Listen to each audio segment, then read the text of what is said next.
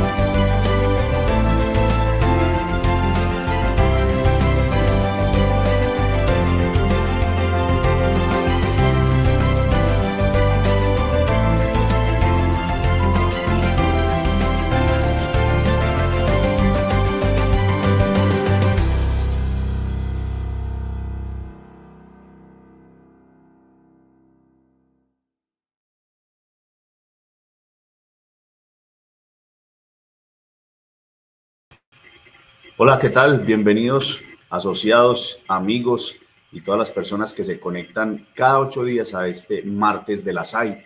Continuamos con nuestro ciclo nuclear, con este ciclo que está dando mucho de qué hablar en alianza con la red colombiana nuclear Átomos por la Vida. Hoy tenemos uno de los invitados más importantes de la red nuclear, es Daniel Herrera. Daniel es estudiante de física enfocado en física nuclear y de plasma y es investigador de ciencia nuclear y tecnologías nucleares del grupo de física nuclear de la Universidad de Antioquia. Tiene doble acreditación, está certificado en seguridad nuclear, es profesional especializado de World Institute for Nuclear Security. Además es miembro fundador de la red nuclear colombiana, la comunidad nuclear más grande de Colombia, donde es coordinador del Comité de Comunicaciones y divulgador sobre temas de ciencia, tecnología nuclear. Daniel, bienvenido y adelante, por favor, con la ponencia. Un abrazo especial, ¿cómo está? Muy buenas tardes para todos. Para la Red Nuclear Colombiana es un honor estar cerrando este ciclo de charlas nucleares en alianza con la SAI. Y para mí también es un espacio muy especial porque pues soy miembro de las dos instituciones. Dentro de la red coordino el tema de comunicaciones y soy miembro de la Comisión de Energías de la SAI. Entonces para mí es una gran oportunidad para compartir conocimiento con respecto a esta materia. Y la ponencia se llama Reactores nucleares de cuarta generación y tecnologías de cogeneración nuclear. Es un tema que llevo alrededor de más de un año escribiendo y publicando al respecto información en español y pues es un gusto nuevamente estar con ustedes acá para poder compartir estos temas porque como ya veremos muchas veces cuando se trata de ciencia y tecnología nuclear, la realidad supera la ficción. Entonces vamos a continuar. Bueno, lo que vamos a ver acá brevemente en esta ponencia son algunos conceptos preliminares para no entrar tan perdidos en la materia. No vamos a abordar cuestiones de física muy complejas y demás, sino es solo unos conceptos básicos que son estrictamente necesarios. Vamos a definir qué son los reactores de cuarta generación y por qué se categorizan de esta manera. Vamos a ver los 6 tipos de reactores muy brevemente por cuestiones de tiempo, pero vamos a establecer unos conceptos muy sólidos sobre lo que cada una de estas tecnologías es. Vamos a hablar finalmente de cogeneración nuclear, a dar unos agradecimientos a quienes hicieron posible que se pudiera compartir esta información con ustedes y finalmente daremos por terminada la ponencia. Entonces vamos a continuar. Bueno, conceptos preliminares, como mencioné anteriormente, entonces no vamos a abordar lo que es el tema pues de neutrónica o de ingeniería nuclear a fondo, porque pues como bien sabemos son carreras, son ramas de la ciencia y la tecnología nuclear que a gente le toma décadas comprender, pero sí es necesario que conozcamos algunas cositas para poder comprenderlo lo que es todo el tema de reactores. Ahí a la izquierda vemos uno de los reactores de cuarta generación que está ya en servicio en China y a la derecha una instalación nuclear de tercera generación. Bueno, lo primero que tenemos que entender es que la energía cinética de los neutrones, que son esas partículas que hacen posible las reacciones nucleares de fisión que estamos tratando acá, es muy importante. Y es muy importante porque según la energía que contengan, según la velocidad a la que se desplacen, en otras palabras, pues vamos a poder hacer diferentes cosas con ellos. Entonces los neutrones térmicos, que son los que utilizamos en los más de 400 reactores nucleares que hay en servicio, ahora produciendo electricidad ahora mismo, alrededor del 10% de la electricidad mundial, como bien lo mencionaba Hermes en la primera charla de este ciclo. Estos neutrones tienen una energía cinética de 0.025 electronvoltios y se mueven más o menos a 2,2 kilómetros por segundo. Ellos son retardados en el núcleo de estos reactores convencionales con una sustancia que actúa como moderador. Actualmente se utilizan agua ligera, o sea, agua normal, agua pesada o grafito. El agua pesada después, en lugar de hidrógeno o protium, tiene deuterio, que es un isótopo del hidrógeno que tiene dos neutrones. Entonces, como el núcleo es más grande, por eso se les llama agua pesada, porque incluso pues pesa más para efectos prácticos. Los neutrones que resultan de este proceso, de esta moderación con esta sustancia, se denominan térmicos y los utilizan en los reactores térmicos, que de ahí es donde reciben el nombre, que son los reactores actuales. Tenemos también los neutrones rápidos, energía cinética de 0.1 a 1 megaelectronvoltio y una velocidad de 4.000 a 14.000 kilómetros por segundo, mucho más rápidos que los térmicos. Proporción entre edición y captura de neutrones de plutonio de actínidos menores es a menudo más grande que cuando los neutrones son más lentos. Como los núcleos, esos núcleos son tan pesados de los productos transuránicos y del plutonio, son núcleos mucho más grandes que los del uranio, por ejemplo, entonces se necesita más velocidad para poder penetrarlos y así causar las respectivas fisiones y liberar la energía, que es lo que buscamos. Dicho lo anterior, penetramos ya en un concepto muy importante, aunque no es nuevo, es importante tener eso en cuenta, que son los reactores reproductores o breeder reactors. Presentan una serie de ventajas significativas para lo que es la cuarta generación de reactores nucleares, una mayor economía neutrónica, porque pues al utilizar los neutrones rápidos, pues se puede aprovechar poder causar más fisiones en productos transuránicos o elementos transuránicos. Se puede utilizar con ellos un mayor rango de combustible nuclear, combinaciones de óxidos metálicos, se puede usar plutonio, se puede usar uranio, se puede usar torio o aleaciones de los mismos. Y el uso de refrigerantes que tienen una mejor eficiencia térmica, tanto gases como incluso el agua en otro estado diferente, como metales líquidos, se pueden utilizar como refrigerante. De ahí que les decía yo que muchas veces la realidad supera la ficción en este tipo de cosas y ahorita vamos a ver muy bien por qué. Y pueden funcionar con combustibles nucleares que tienen mayores enriquecimientos. Ahí a la derecha vemos uno de los primeros reactores de esta clase, que era un reactor de sales fundidas, el Molten Salt Reactor Experiment, que más tardecito vamos a hablar brevemente de él. Esto, como les decía, ¿será que esto de lo que estamos hablando es nuevo? Pues resulta que no. De hecho, lo que estamos viendo en pantalla, esas 4 bombillas que hay ahí, fueron las primeras bombillas que fueron iluminadas por energía nuclear. y se hizo con un reactor reproductor. No fue ni siquiera con un reactor convencional de agua a presión o de agua en ebullición, que de los que tenemos la mayoría actualmente, sino que fue con un reactor reproductor. Estos reactores tienen la característica de que generan, como utilizan neutrones rápidos, generan más combustible del que consumen. Entonces, esto se dio el 20 de diciembre del 51 en el Argonne National Lab y lograron encender estas 4 bombillas con este reactor reproductor, siendo un hito en la historia, pues es la primera vez que se generó electricidad aprovechable de uno de estos reactores. Ahí lo vemos ya convertido en museo, lo extrajeron del edificio de contención y demás, y pues es un museo que actualmente todo el mundo puede visitar. No es casualidad que la primera vez que se generara nucleoelectricidad fuera de esta forma, porque en los años 50, sobre todo un poquito después de la posguerra, se pensaba que el uranio era un material muy exclusivo, muy difícil de conseguir. Lo que ocurría era que como no se habían hecho prospecciones geológicas suficientes, y más pues aún con la premura de la guerra que obligó a conseguir más material para lo que todos sabemos, se pensaba que era un material muy exclusivo en la corteza terrestre, pero pues por eso se diseñó la forma de crear estos reactores reproductores que pudieran generar más combustible a partir del uranio natural, por ejemplo, que era lo que se disponía en aquellos días. Ahí vemos pues también un pequeño collage de cómo fue el montaje del núcleo, de los ingenieros trabajando en él para llegar pues al logro que ya mencionamos. De lo que explicamos ahora, pasamos a este siguiente concepto. Entonces, los que utilizan neutrones rápidos son los reactores rápidos. La gran mayoría de ellos apunta a cerrar el ciclo de combustible, o sea, que el ciclo de combustible nuclear sea un proceso circular, o sea, con reciclaje de combustible o con quema de todos los productos transuránicos que se generan.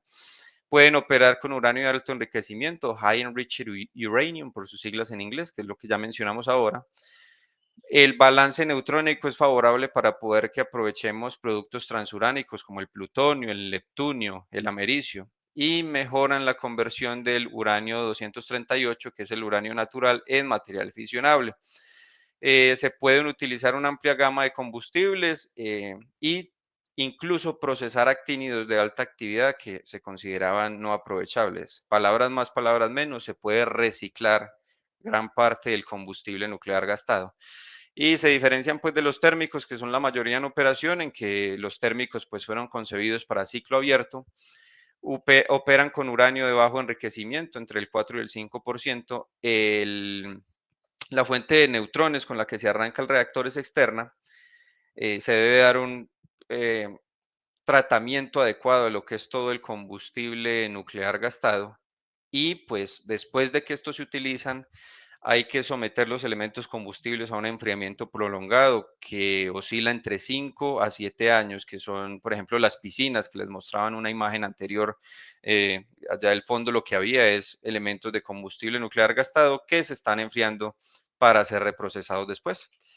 Vamos a continuar. Entonces, brevemente algo de lo que ya habló Hermes, pero es importante recapitularlo aquí, las generaciones de reactores nucleares. Entonces, empezamos en los años 50, los primeros reactores experimentales que se estaban ya utilizando pues para tratar de conectarlos a la red eléctrica para poder obtener el beneficio de la nucleoelectricidad de ellos. Dieron origen a reactores de segunda generación, que eran básicamente versiones mejoradas de los primeros reactores enfriados por gas, reactores de agua en ebullición o reactores de agua a presión. Después de las lecciones aprendidas en los años 70 y 80, pues la seguridad de estas instalaciones se incrementó notablemente. Y pues lo que diferencia la generación 3 y 3 más de la 2 es que son mucho más eficientes, pueden generar mayores cantidades de electricidad. Están adaptados a redes eléctricas pues un poco más demandantes como las que conocemos ahora y tienen sistemas de seguridad pasivos. Y ahora vamos a lo que nos compete en esta sesión, que eso es la cuarta generación de reactores nucleares. En la gráfica lo citaban un poquito ya a finales de 2030, pero el avance de la industria nuclear ha sido tan espectacular en los últimos 5 años que incluso este calendario que vemos se nos quedó corto. Y ahí pues también vemos pues ya un adelanto en forma de siglas de lo que serían pues los reactores de nueva generación. Entonces, la cuarta generación de reactores nucleares hace referencia a un conjunto de diseños, prototipos de reactores nucleares teóricos o en fase de construcción y algunos que, como ya mencioné, están en fase operativa. El de la derecha merece una mención especial porque entró de hecho en funcionamiento en 2017. Es el orgullo de la industria nuclear rusa, es el famoso BN-800, que vamos a ver ya a qué tipo pertenecen. La mayor parte de estos, como mencioné, estos reactores se pensaba que iban a entrar en operación después de 2030, pero ya la mayor, al menos la mitad de los diseños ya han entrado en servicio, o más que en servicio, en operación, al menos haber pasado pues ya la fase de prototipo para empezar a pensar en la planta comercial como tal. Mención especial en este punto a China y Rusia, que apostaron por varias de estas tecnologías al tiempo y ya tienen diversos prototipos y las primeras plantas conectadas a la red eléctrica. Europa y Norteamérica también ya están haciendo lo propio para ponerse a la par con estos desarrollos. Entonces aquí tenemos los dos ejemplos que mencionamos ahora. Tenemos el BN-800, reactor enfriado por sodio de Rusia. Curiosamente, esa planta está ubicada muy cerca al reactor nuclear de Omninsk, que fue el primero en entrar en operación comercial en 1957, en los tiempos de la Unión Soviética. Entonces, curioso que uno de los reactores más avanzados esté al lado de uno de los más antiguos, de una de las plantas de primera generación. Y otro gran logro es la planta nuclear de Shidawan en China. Entró también recientemente en operación con un reactor de muy alta temperatura, el cual pues dio mucho que hablar hace un par de años y todavía porque se están haciendo allí cosas importantes. Si tenemos un poquito si observamos las imágenes, veremos que no hay torres de refrigeración, las icónicas torres de refrigeración por ningún lado. Y es porque estos reactores son tan eficientes en el uso del calor que no las necesitan.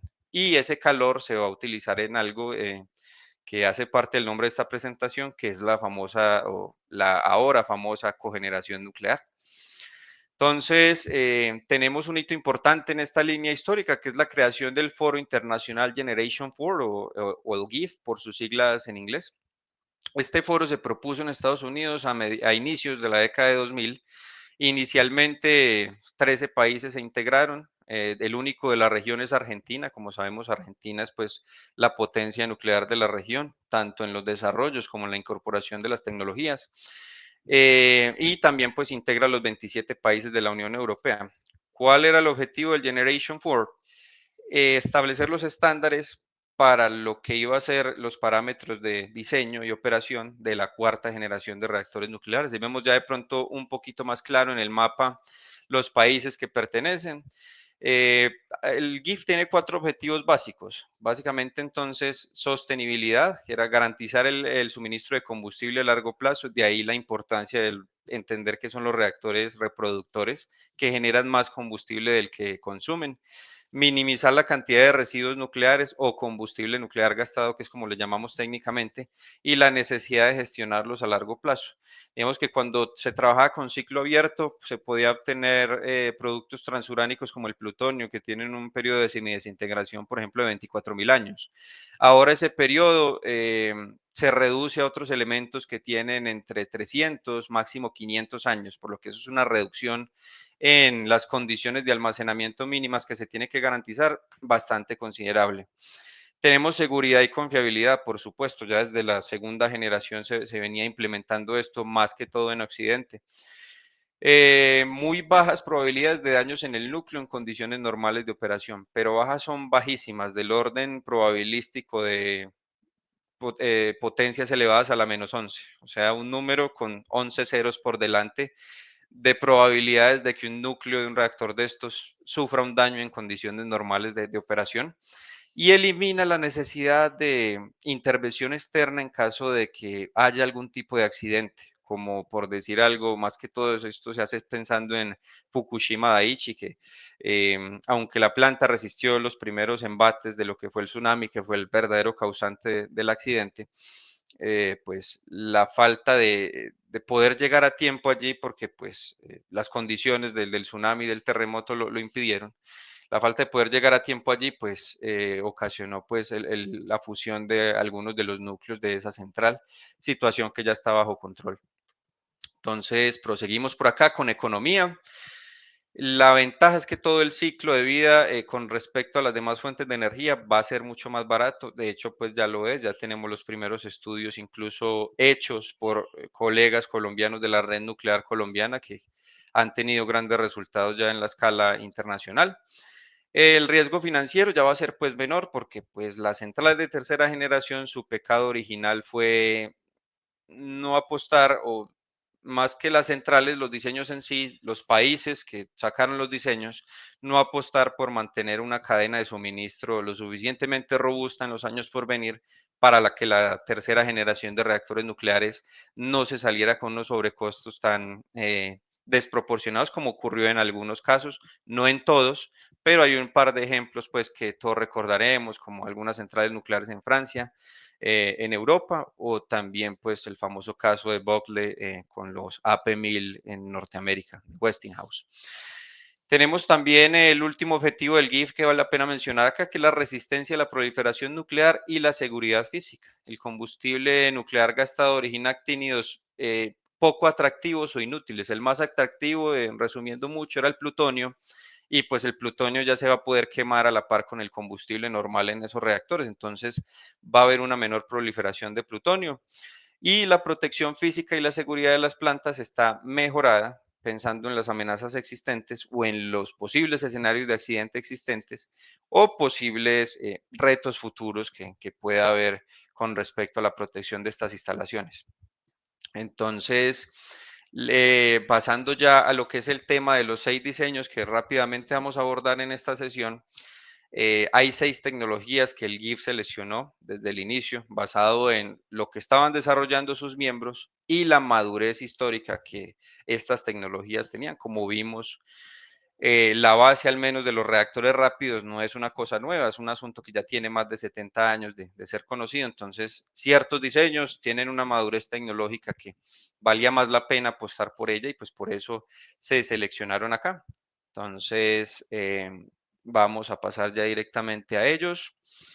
Aquí vemos pues una gráfica un poco más en todo su esplendor de lo que es pues todo lo que es la cuarta generación de reactores nucleares, los 6 diseños principales. Vemos que son muy diferentes, ya de entrada no hay que entrar, no hay como que intuir de que uno por uno se parecen, sino pues que tienen principios de operación bastante diferentes. Arranquemos con el primero, que lo puse primero porque de hecho es mi preferido, que es el reactor rápido refrigerado por plomo, así como lo escuchan, es plomo fundido refrigerando un reactor nuclear. Tiene sus raíces en desarrollos militares, en submarinos soviéticos desde la década del 50 que utilizaban aleaciones de plomo bismuto como refrigerante. Eso tiene un porqué, pero pues requiere ahondar un poquito en ciencia de materiales porque requerían la aleación. Ahí vemos ya el núcleo de uno de esos reactores que se puso en submarinos nucleares soviéticos siendo extraído. Rusia es quien mayor experiencia tiene en el despliegue de este tipo de dispositivos, lo heredó de la Unión Soviética, y en la decomisión de esos dispositivos, porque cuando lo están extrayendo, lo están decomisionando porque ya terminó su periodo de vida útil. Se adoptó en el marco del GIF porque pues, es uno de los que a más altas temperaturas puede operar, claro, porque lo está refrigerando un metal y un metal puede absorber mucho más calor y tiene la capacidad de quemar actínidos menores con una respuesta muy robusta ante posibles escenarios de accidente.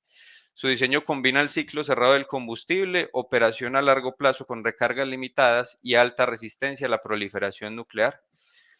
Entonces, aquí vemos un esquema más detallado del reactor. Ahí en el núcleo lo que vemos que está fluyendo en las flechitas sería el plomo fundido. El núcleo del reactor sería un poquito más convencional. Se diferenciaría en que utilizaría pues óxidos metálicos más que todo como combustible. O sea, combustible nuclear reprocesado de otros reactores. Este reactor es capaz de reciclarlo. Y pues ya vemos que se puede continuar pasando el calor del plomo fundido a un circuito secundario que tiene pues lo que es agua normal y operaría las turbinas u otras aplicaciones de cogeneración nuclear. Ahí estamos viendo cómo luce el plomo bismuto eutéctico en estado de fundido en la piscina, que es donde está el reactor nuclear. Entonces, se diseñan para operar más o menos entre 500 y 800 grados para poder mantener el plomo líquido y para pues que el plomo le pase el calor al circuito secundario. Presión de operación cercana a lo atmosférica, o sea, ya no es una olla a presión como muchos dicen, sino que él opera a presión atmosférica. Combustible, que ya lo mencionamos, MOX, que es combustible reprocesado de plutonio o uranio en forma de nitruros o carburos, tolerante a esas altísimas temperaturas. Ventajas, el refrigerante es bastante denso y por lo que tiene una capacidad de transferencia térmica muy buena y una inercia térmica elevada para eventos transitorios rápidos o eventos no establecidos en las condiciones normales de operación. Las flechitas que veíamos es porque el desplazamiento del calor se da por convección natural. Entonces, siempre el calor va a fluir, no se va a estancar en un solo punto, que es lo que puede derivar en situaciones de posibles accidentes. Producción mínima de hidrógeno en caso de accidente y baja reactividad química en comparación, por ejemplo, con el sodio, que ya lo vamos a ver. Proyectos en desarrollo, pues ya resulta que lo están construyendo. Arriba, en la imagen de arriba, vemos el Brest 300 en Rusia, que ya arrancaron a construirlo hace un par de años. En la imagen de abajo, un proyecto que me gusta mucho y ojalá algún día tenga la posibilidad de trabajar en él, que es el MIRA, que se está desarrollando en Bélgica, un reactor subcrítico que está pegado a un acelerador de partículas. Y eso hace que no solo sirva como fábrica de radioisótopos, sino que todos los productos transuránicos, después de que el combustible está quemado, los bombardearían con protones y se les sacaría todavía más energía. Eh, y finalmente otro proyecto que es importante también es el Alfred entre la Unión Europea y Rumania, que se menciona a Rumania un poco por fuera porque pues ellos asumieron no solo ser anfitriones del proyecto, sino pues también gran parte de sus costos. Y hay empresas italianas muy importantes de gran renombre en la industria nuclear, a pesar de que Italia no tiene nucleoelectricidad porque pues cometieron el error histórico de salir de ella después de Chernobyl, cuando era algo que no tenía nada que ver con lo que ellos tenían, pero pues son cosas que ocurren, vale la pena mencionarlo, que las empresas, pues, con este tipo de proyectos, las empresas del sector nuclear italiano, pues, se mantuvieron también a flote pues, muy vigentes en todo lo que tiene que ver. Pasamos al siguiente diseño, reactor rápido refrigerado por gas. Es una evolución de los reactores por gas refrigerados por gas que se desarrollaron en los 60, pero ya este funciona con el espectro rápido. Más que todo los británicos fueron pioneros y dominaron la tecnología de enfriamiento por gas, perdón. Mm, lo incluyen aquí en este combo del GIF de los 6 tipos, porque combina las ventajas del espectro rápido de neutrones, aprovecha el combustible, transforma actínidos en algo aprovechable con la experiencia que ya se conoce de manejar que la experiencia que ya se tiene de manejar gases y de manejar específicamente el helio como refrigerante. Entonces, optimizado para la eficiencia térmica, resistencia a la proliferación, porque pues es un reactor con ciclo de combustible cerrado. Aquí lo vemos, básicamente un núcleo más o menos convencional. Suelen estar refrigerados por grafito, muy importante eso. Y la función del agua, la función del plomo que vimos ahora, aquí la hace el gas helio. Entonces, muchas veces se tiene un circuito primario que va directamente a las turbinas o se tienen circuitos secundarios que a veces también funcionan con helio o ya pueden funcionar con agua, que ya van a generar el vapor para las aplicaciones, pues normalmente nucleoelectricidad también, por obvias razones, y también otras aplicaciones que se pueden hacer con ese vapor de alta temperatura que sale de allí. Entonces, el moderador pues puede ser ninguno, puede ser grafito también, por lo del espectro rápido de neutrones. Temperatura de operación muy alta, hasta 850 grados. O sea, eso es casi el triple de lo que un reactor convencional funciona, la temperatura de salida. Presión alta para poder mantener el helio en su sitio, que es el segundo material menos denso del universo. Entonces, de ahí que obviamente pues tienen que mantenerlo confinado y que él haga su trabajo de convección natural. Combustible cerámico, muy similar al anterior, de carburos o compuestos de actínidos, forma de barras o placas, se pueden tener las dos variantes. Alta eficiencia térmica, potencial para producción de hidrógeno, que es el tema de moda ahora en el mundo energético. Y también tenemos que no produce subproductos químicos peligrosos como refrigerantes líquidos metálicos, porque por ejemplo el plomo y el sodio se irradian y hay que darles un tratamiento después de cierto tiempo, hay que purificarlos para poder que sigan haciendo su trabajo de refrigerante y de moderador de forma exitosa. Proyectos en desarrollo, tenemos Allegro en Europa, que lo está liderando República Checa, está haciendo pues como un papel parecido al de Rumania que mencionamos ahora. Está ya en su fase inicial, utilizará combustible MOX, que es combustible reprocesado de otros reactores. Y en Francia se están retomando, mejor dicho, estudios conceptuales muy importantes de diseños avanzados que ellos ya tenían sobre la mesa, sobre reactores enfriados por gas, sobre cómo mejorar los sistemas de seguridad para sacar el calor residual, etcétera. Entonces pasamos al tercer tipo, reactores de sales fundidas. Este concepto es también muy parejo con lo que mencionamos ahora, que es de los primeros que se conocen. Se empezó a trabajar con otro elemento muy importante y muy mencionado, que es el torio, el famosísimo torio, y los reactores de sales fundidas tienen su origen, estos tratados tienen su origen pues en los años 60, que se llevó a cabo un experimento que más que experimento fue prácticamente un demostrador porque se lo conectaron a la red eléctrica y le generó electricidad al, al, al respectivo estado, creo que era New York, el estado de New York, que es donde queda cerca al laboratorio de Oak Ridge.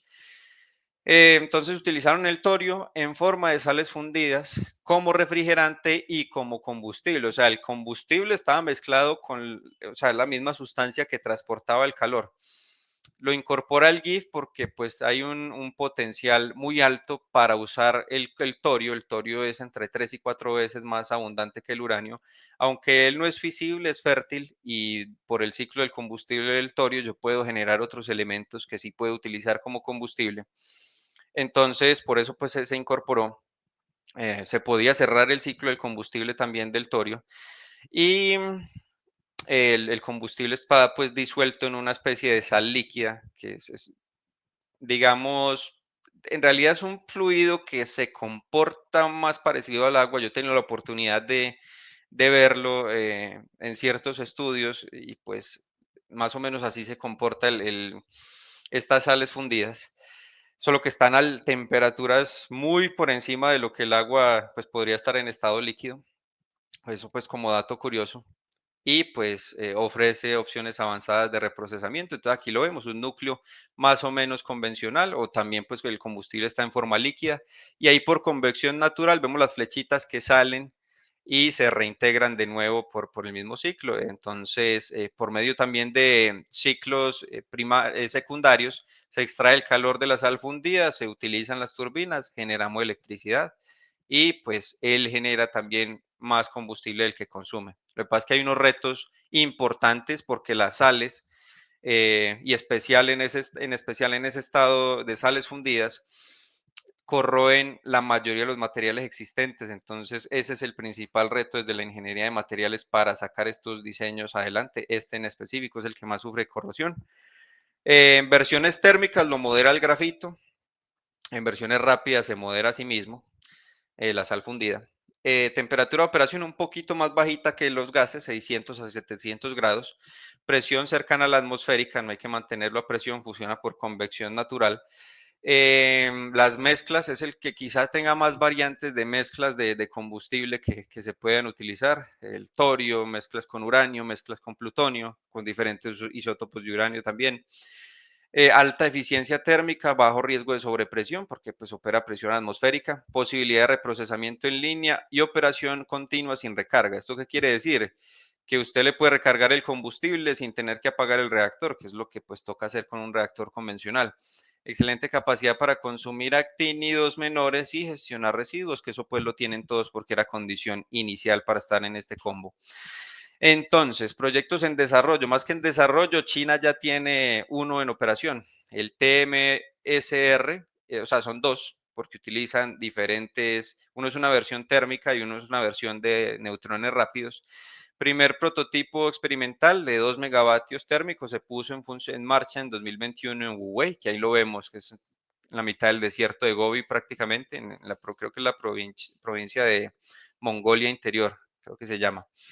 Y el SAMOFAR, que era un programa de investigación liderado por los franceses, siguen trabajando en él, siguen publicando unas cosas muy importantes al respecto y no me extrañaría que pronto pues también tengan su primer prototipo. Pasamos ya finalizando esta serie de reactores. Reactor rápido refrigerado por sodio líquido. O sea, el sodio es un metal y en estado líquido pues se utilizará como refrigerante. Tiene muchísima experiencia de desarrollo e inversión detrás. Desde los años 50, Estados Unidos con el almirante Rickover al mando, una figura fundamental, casi que el padre de la industria nuclear civil, pensó en propulsar ya los primeros submarinos de propulsión nuclear con sodio. Lo que pasa es que el sodio es bastante difícil trabajar con él porque él reacciona con todo lo que con todo lo que toque. En presencia de oxígeno se incendia, en presencia de agua explota, entonces es muy difícil trabajar con él en condiciones normales.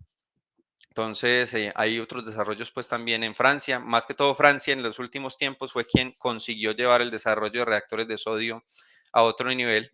Ahí en la imagen de la izquierda vemos el Phoenix, que es uno de estos reactores enfriados por sodio, ya está decomisionado, pero arrojó unos datos valiosísimos a los franceses de cómo trabajar con sodio como refrigerante. Es una de las tecnologías más maduras, como ya dijimos, y puede combinar espectro rápido, refrigeración eficiente y capacidad para cerrar el ciclo del combustible, porque puede reciclar los actínidos. Ahí lo vemos.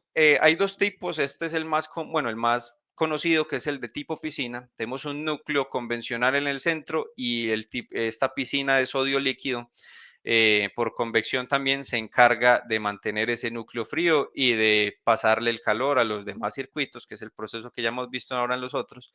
Se puede usar otro ciclo secundario de sodio también, o se puede usar ya ciclo secundario de agua para obtener ese vapor de alta temperatura. Entonces tenemos temperaturas de salida de 500 a 550 grados. La presión que se requiere para su operación es baja, utiliza combustible reprocesado de otros reactores. El sodio es un excelente conductor térmico, por lo que entre más calor yo saque con la sustancia, pues mayor densidad de potencia de salida voy a tener, un vapor de más alta temperatura, y eso veremos ya por qué es importante al final. Y operación pasiva entre pérdida de refrigerante gracias a la inercia térmica del sistema, o sea, por la misma convección que tiene el sodio como metal líquido, él mismo puede evacuar el calor en caso de que haya algún fallo o alguna pérdida de refrigerante. Desafíos. El sodio es bastante difícil trabajar con él, es reactivo, es corrosivo, requiere unas medidas de seguridad muy especiales. Ahí está una de las joyas de la corona francesa, lamentablemente no está en operación, que era el Super Phoenix, que era el sucesor del reactor que vimos ahorita en la imagen, pero pues ya está decomisionado o en ese proceso. Su sucesor iba a ser el proyecto Astrid. Lamentablemente, muy posiblemente por una cuota política que tuvo que pagar la industria nuclear, pues lo tuvieron que cerrar en 2019, pero iba, mejor dicho, a romperla más todavía que el Super Phoenix. El BN800, que es el reactor que vimos al inicio, que de hecho los rusos lo llaman como una especie de calamar por los tubos, que son los conductos por donde se mueve el sodio. Ese reactor ya está en operación desde 2017, o sea, adelantó el calendario por casi 15 años, porque los rusos pues no dejaron de apostar por esta tecnología. Y se tiene pues previsto que entre en operación también el 1200 pronto. La nomenclatura de ellos es pues bastante sencilla, porque pues 800 y 1200 es la potencia eléctrica de salida que tendrían esos reactores. Entonces eso es lo que quiere decir esos números. Y otro ejemplo muy bacano es el Natrium de Estados Unidos, que viene de la famosa empresa de Bill Gates, de TerraPower, desarrollado por TerraPower en colaboración con General Electric, Hitachi y el Departamento de Energía de Estados Unidos. Ya lo están construyendo en Wyoming. Ahí, como vemos la imagen, estaban echando las primeras palas de tierra sobre el terreno, y se puso el objetivo ambicioso de reemplazar una planta o una mina de carbón cercana que había ahí. siendo pues uno de los primeros ejemplos del concepto Coal to Nuclear, que es transformar o economías o industrias dependientes del carbón en economías pues ya relacionadas con la energía nuclear. Pasamos ya al penúltimo y muy interesante para esto que acabamos de mencionar. De hecho, ahí lo vemos en la imagen, el reactor refrigerado por agua supercrítica.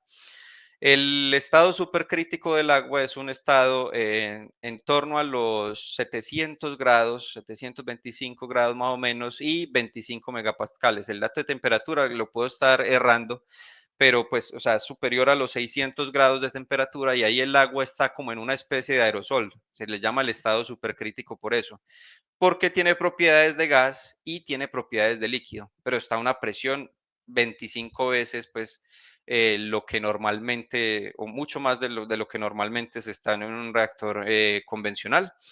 Lo adopta el GIF, ¿por qué? Porque o sea, el agua, pues, es un fluido que se conoce desde tiempo inmemorial sus propiedades y podría lograr una eficiencia térmica mayor al 45%. Un reactor convencional se acerca apenas al 40%, 35, 38%, entonces por eso lo adopta el GIF. Aparte de eso, con agua supercrítica ya trabaja la industria de los combustibles fósiles desde los años 60 más o menos, entonces para este concepto Coal to Nuclear se puede aprovechar muy bien, ahí lo vemos en la gráfica, es una planta nuclear con plantas fósiles supercríticas, pues podemos obtener esta combinación y la una puede reemplazar de dónde viene la energía de la otra. Entonces ahí vemos otras imágenes del núcleo. Este es pues muy sencillo de entender porque es mucho como un reactor convencional. Lo que pasa es que el fluido supercrítico ya lo hace ser mucho más eficiente y pues es un ciclito normal como por ejemplo un reactor de agua a presión lo tiene actualmente. 25 megapascales, presión de operación, temperatura de salida hasta 625 grados, agua ligera o materiales sólidos en versiones rápidas como moderador. El combustible puede usar los convencionales o en su versión rápida puede quemar MOX también, los famosos óxidos metálicos. Alta eficiencia térmica, mucho más pues que los reactores actuales. Se simplifica el ciclo termodinámico porque ya como el agua sale en ese estado supercrítico, yo directamente ya la puedo lanzar o a la turbina o puedo hacer otro ciclo de cogeneración con ella. Tenemos que, un momento por acá, se me perdió la pantalla. Bueno, desafíos, comportamientos estructurales son retadores en condiciones supercríticas y esas configuraciones que vemos, por ejemplo, acá del núcleo son difíciles de calcular en ciertos escenarios. Entonces, se está trabajando mucho en ello. Los canadienses en una versión de su reactor CANDU que funciona con agua pesada, no podemos entrar en ello por cuestiones de tiempo, están utilizando el espectro de agua supercrítica. Esto está en estudios todavía. Europa tiene otro diseño, aunque va pues un poquito más atrasado, y China y Japón, más que todo Japón, ve el agua supercrítica eh, como una de las alternativas para reemplazar centrales de carbón o de gas. Finalizamos con reactor de muy alta temperatura. Este guarda pues un lugar especial en la lista porque es el que más potencial tiene de descarbonizar otros sectores de la industria. El combustible viene en esas esferas, eso se llama combustible tristructural isotropic o estructura de triple estructura isotrópica, o sea, capas con un grosor idéntico o al menos pues similar. Normalmente son 3 capas. Una es de carbono o de carburo de silicio que le permite resistir las temperaturas al combustible, incluso en condiciones de accidente. Otra capa también interna, que también es de aleaciones de silicio, encierra los productos transuránicos dentro del mismo combustible, lo que hace posible que el reprocesamiento sea ideal. Lo selecciona el GIF, por lo que ya mencionamos, las altísimas temperaturas van a permitir muchas aplicaciones de cogeneración y utiliza el combustible TRISO, se estudia desde los años 60, entonces no es tampoco novedad. Se enfría por helio, aquí lo vemos, a ver, perdón, creo que puse, sí, creo que me equivoqué aquí, pero entonces un reactor enfriado por helio. Funciona muy similar a lo que es el reactor refrigerado por gas, solo que este lleva las temperaturas a otro nivel. Ahí en la parte inferior estamos ya viendo el núcleo del reactor, que es este, en este caso es de los que, digamos, el diseño más avanzado se llama un reactor de lecho de bolas, y ahí cada una de esas esferas contiene entre 10.000 y 15.000 micropartículas de combustible TRISO. Entonces se encapsulan en esas esferas que le sirven como blindaje y a la vez como cápsula para los residuos. ¿Por qué cápsula para los residuos? Porque no está pensado como, o sea, como se inició en los años 60 el desarrollo, él está pensado para un ciclo de combustible abierto. Lo que pasa es que como funciona con un enriquecimiento mayor, le puedo sacar mayor eficiencia al combustible que estoy quemando, y como lo dejo encapsulado de una vez, pues el manejo del combustible nuclear gastado va a ser más fácil. Esa es pues como la diferencia. Eficiencia térmica mayor al 50% con un ciclo Brighton. O sea, el 50% de ese calor lo puedo transmitir a vapor que me va a generar electricidad. Eso no lo tiene ningún otro tipo de reactor, esa eficiencia para núcleo electricidad. Y comportamiento pasivo de accidentes, porque este combustible pues fue diseñado para resistir esas condiciones no establecidas en el funcionamiento normal del reactor, y tiene un coeficiente negativo, quiere decir que entre más se calienta el combustible, disminuyen las reacciones nucleares, por lo que la fundición del núcleo es muy improbable. Ya entró en operación, los chinos nuevamente salieron adelante. Aquí tenemos el HTRPM, o High Temperature Reactor, eso es lo que significa HTR. Primer reactor modular, aparte de eso es modular también su construcción, dos módulos de 250 megavatios y 210 megavatios eléctricos. En operación en la bahía de Xidao desde el 2021, se está construyendo otro en este momento un poquito más potente. El Departamento de Energía en Estados Unidos está retomando estas investigaciones porque pues Alemania era la puntera en Occidente en desarrollo de combustible TRISO. Lamentablemente ya sabemos qué le hizo Alemania a su industria nuclear, y pues por lo cual se están arrepintiendo ahora. Pero pues esa investigación, ese avance se perdió o se estancó, y los norteamericanos están tratando pues de retomarlo. En Japón tiene el hito que con uno de estos reactores logró alcanzar 950 grados de salida de temperatura, por lo que es algo extremadamente prometedor para la producción de hidrógeno. Finalizamos ya con el último tema, que es cogeneración nuclear. Cogeneración nuclear es el proceso de utilizar parte del calor de una planta nuclear o de un reactor nuclear para utilizarlo en otros procesos industriales importantes. Entonces vemos algunos procesos en el corto plazo o que ya se están aplicando, que es, uno es distritos de calefacción, porque hay procesos químicos que requieren calefacción a escala industrial, electricidad, que es para lo que se han usado toda la vida, utilizar vapor de alta temperatura para procesamiento en fertilizantes y otros procesos químicos.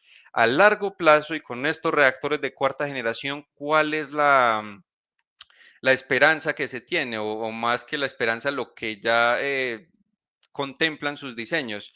Es que estos reactores van a ayudar a descarbonizar producción de combustibles sintéticos, producción de hidrógenos, gasificación de carbón y licuefacción de carbón. Todo eso con emisiones a la atmósfera de gases de efecto invernadero mínimas. Todos estos procesos que yo mencioné dentro de la industria química son de los más contaminantes, y los reactores de cuarta generación tienen el potencial de descarbonizar todos estos procesos. Acá vemos de pronto una tabla un poquito con más datos, y es que según las temperaturas de salida, que fue un dato en el que hice mucho énfasis en cada uno de los 6 reactores, según estas temperaturas de salida yo puedo descarbonizar diferentes procesos. Entonces, si me voy acercando, digamos, voy superando los 400 grados, todo el ciclo petroquímico de los derivados del petróleo, de toda la industria petroquímica, que tiene más o menos más del 75% de las emisiones de gases o de la contaminación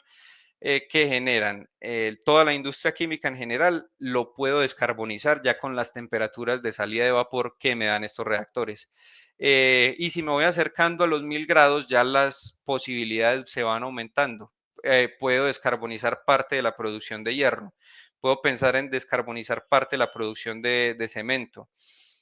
Otros procesos químicos, destilación de etileno, nafta, etanos, diferentes procesos de producción de hidrógeno, gasificación de carbón. Incluso algunos teorizan que va a ayudar a descarbonizar la producción de cemento y la producción de vidrio, pero esas tecnologías todavía no se han alcanzado. Son reactores pues que sabemos que están en su primera fase de entrada en servicio y otros diseños siguen en operación. Mi diapositiva final es para un proceso que es el más prometedor de todos, que es la producción de hidrógeno nuclear o hidrógeno rosa, como lo catalogan los europeos dentro de su clasificación de colores. Se puede tomar procesos ya químicos con hidrocarburos reformados de vapor, se puede hacer disociación termoquímica del agua, electrólisis de alta temperatura o de baja temperatura, que ya se está haciendo en Estados Unidos, que lo mencionó Hermes, y pues se puede generar también electricidad, que es la aplicación de toda la vida.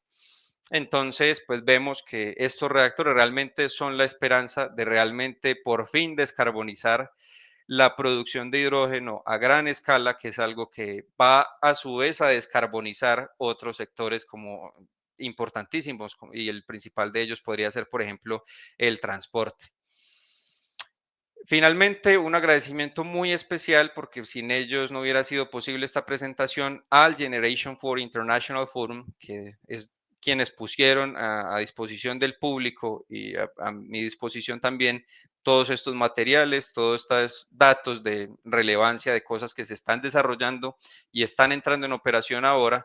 Este foro pues está jugando un papel fundamental para llevar la industria nuclear al siguiente nivel, y pues estamos apenas por ver muchas de los resultados de su trabajo y de sus investigaciones.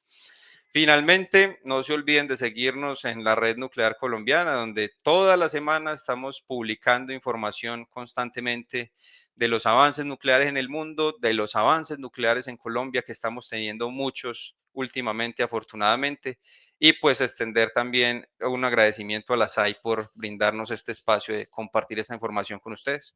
Muchas gracias.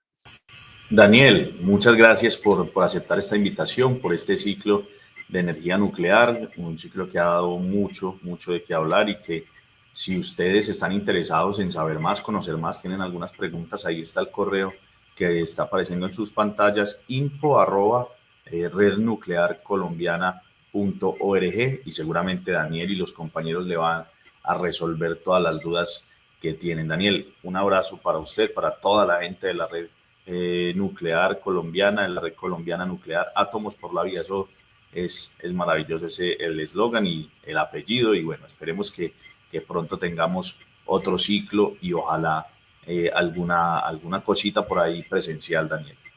Estamos a su disposición. Muchas gracias. Gracias, Daniel. Un abrazo para todos ustedes. Recuerden seguirnos en nuestras redes sociales, @SciAntioquia. Hasta la próxima.